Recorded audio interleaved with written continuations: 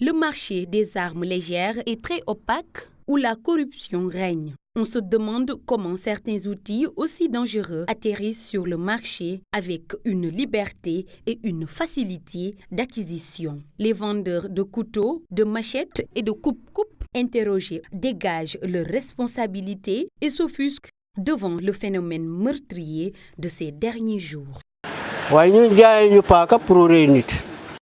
Nous, on ne vend pas de couteaux pour tuer des personnes. C'est pour des usages domestiques, les travaux champêtres et pour l'abattage. Ceux qui les prennent pour porter atteinte à la vie humaine doivent répondre de leurs actes devant la justice.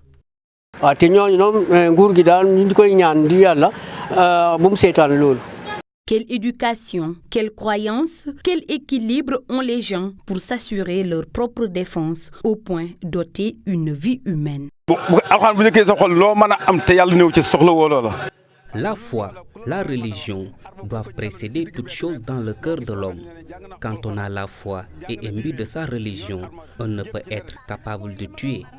Jamais un croyant n'accepterait de verser le sang de son prochain.